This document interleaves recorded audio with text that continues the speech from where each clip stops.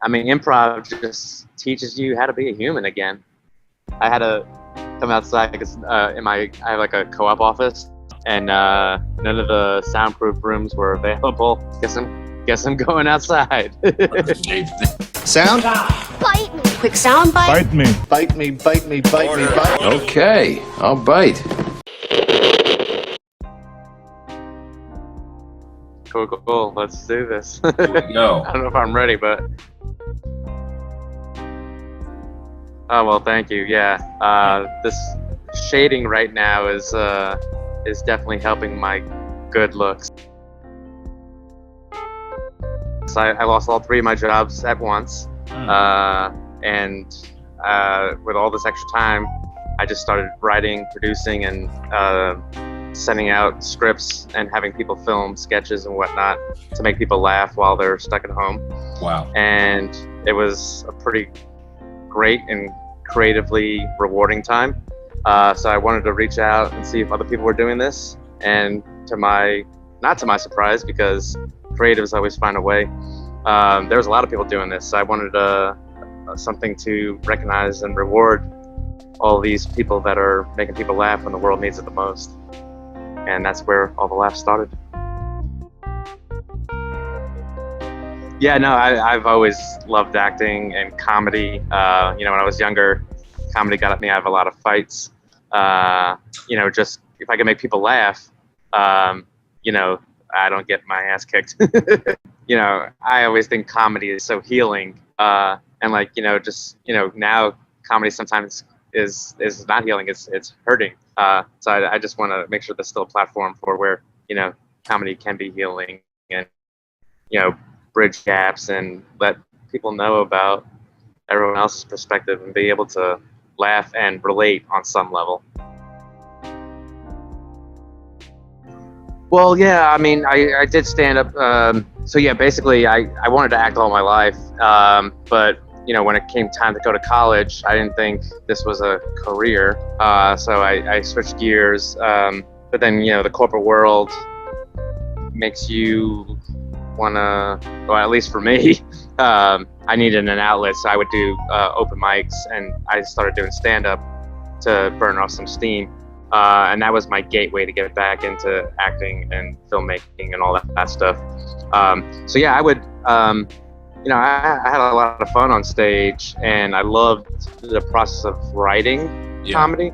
I didn't really want to play into the, doing the same set every night in order to perfect it type of thing.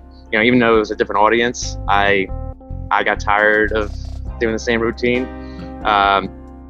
And that's not, very good for getting better.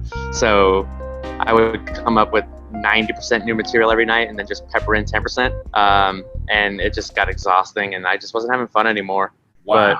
But I started taking acting classes to help me with my, stage presence.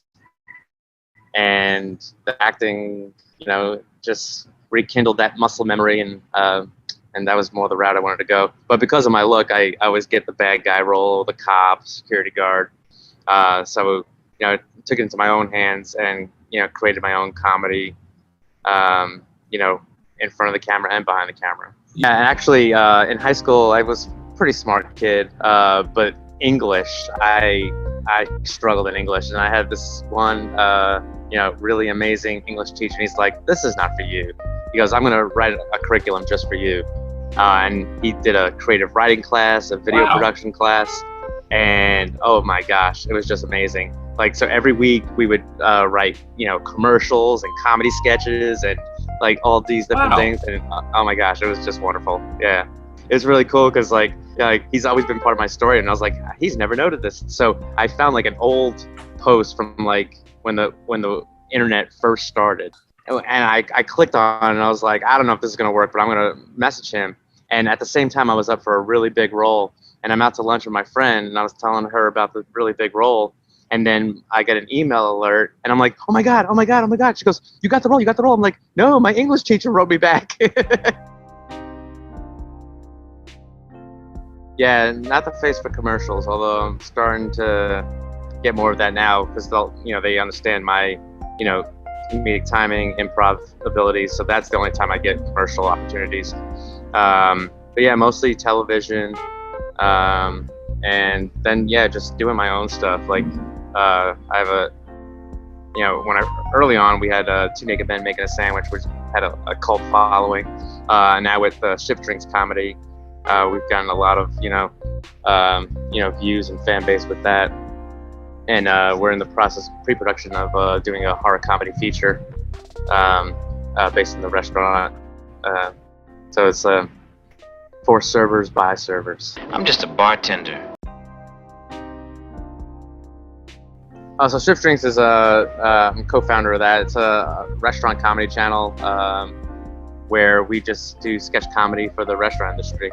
You could take the situations that come up there and make them fun and relatable, and that's just another creative outlet.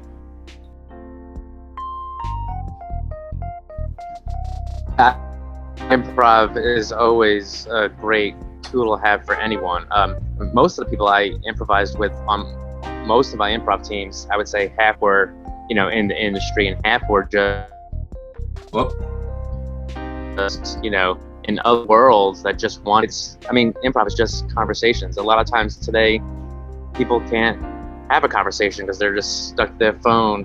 I'm also a server, and I see people go out to eat and everyone's just on their phone. I'm like, you could have did this at home.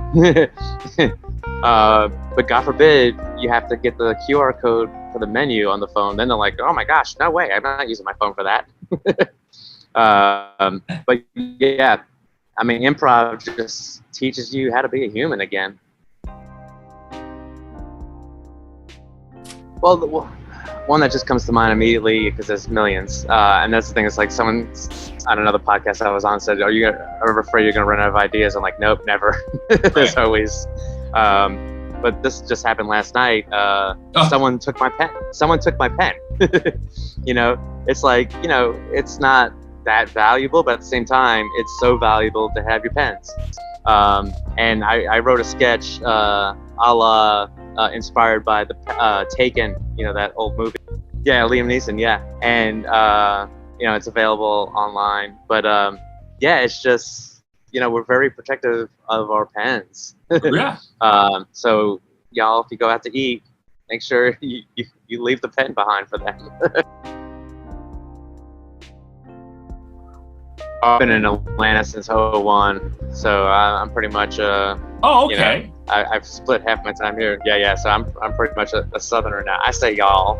It's bigger production coming in because it's more affordable to get things done. But that's the thing with this day and age, with the way technology is, with everything, everyone's capable of doing a good product. And that's the whole reason All the Laughs is here, is because a lot of these comedy festivals are just bombarded with name after name after name, and it's like, where is the room and the space for the really funny creators who just need a platform and a chance? And this is where that comes in. Is like, we're kind of like the minor leagues of comedy.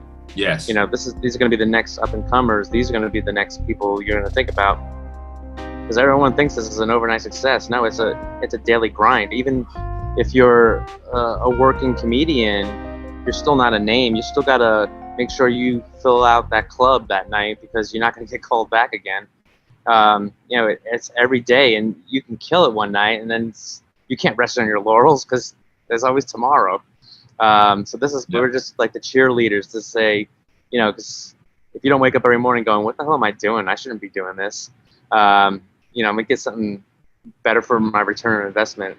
But at the same time, you do need to be doing this. If this is what you're made to do, you need to do it. So we want to be your cheerleaders to say, keep on going.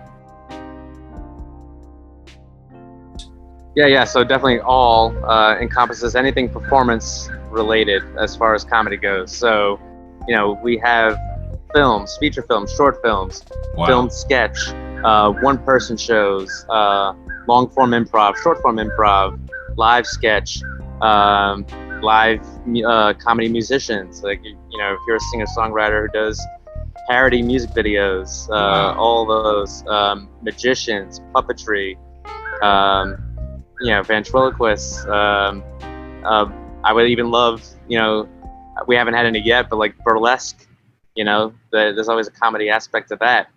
And comedy podcasts, right? What comedian doesn't have a podcast now? So what's your podcast about? Hit the subscribe button.